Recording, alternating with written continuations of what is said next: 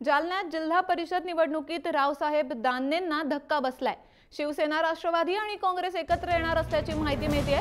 सेनेकडून अध्यक्षपदासाठी अनिरुद्ध खोतकर तर राष्ट्रवादीकडून उपाध्यक्षपदासाठी सतीश टोपे यांच्याकडून एकत्रित अर्ज दाखल केलेत। दुसरीकडे भाजपकडून अवधूत खडके यांनी अध्यक्षपदासाठी उमेदवारी अर्ज दाखल केलाय, तर अपक्ष उमेदवार महेंद्र पवार यांचा उपाध्यक्षपदासाठी भाजपकडून उमेदवारी अर्ज दाखल करण्यात आलाय।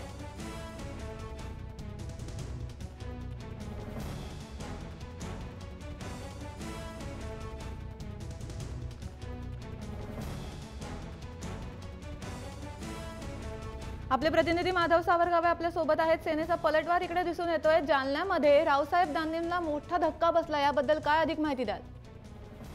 वेगश्री, औरंगाबाद प्रमाणे जालन्यात सुद्धा एक वेगळं चित्र आज पाहायला मिळालेलं आहे। शिवसेनेला राष्ट्रवादी काँग्रेस आणि काँग्रेसची मदत मिळाल्यामुळे त्या ठिकाणी शिवसेनेचा अध्यक्ष आता विराजमान होतो आहे।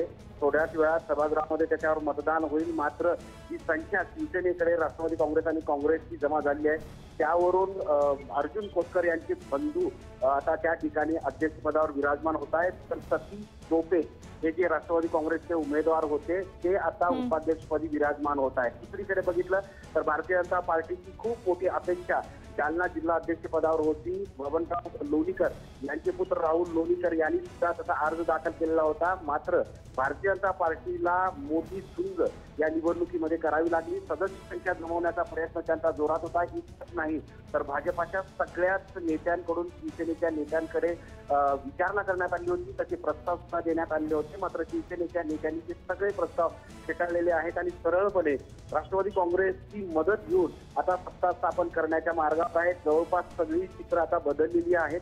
त्या ठिकाणी शिवसेनेचे खोतकर हे अध्यक्ष असतील, तर राष्ट्रवादी काँग्रेसचे सतीश टोपे हे उपाध्यक्ष असतील। हे जिल्हा परिषदेचं चित्र आहे। मराठवाड्यामध्ये एकूण 8 जिल्हा परिषदापैकी 4 ठिकाणी शिवसेना ही राष्ट्रवादी काँग्रेस आणि काँग्रेस सोबत गेलेली आहे।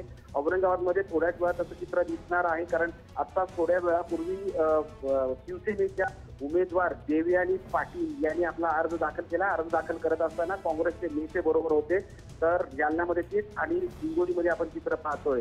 शिवसेनेनी फक्त मराठवाड्यामध्ये बीडमध्ये भाजपची साथ दिली आहे, उर्वरित ठिकाणी अशा पद्धतीचं चित्र दिसत आहे। आता औरंगाबाद जालना जिल्हा परिषदेवर शिवसेना आणि राष्ट्रवादी काँग्रेसचा झेंडा एकत्रितपणे फडकला। धन्यवाद माधव, आपण दिलेल्या संपूर्ण माहितीबद्दल। जिल्हा परिषदेचा अध्यक्ष आज ठरणार आहे। जालन्यामध्ये रावसाहेब दानवेंना मोठा धक्का बसलाय।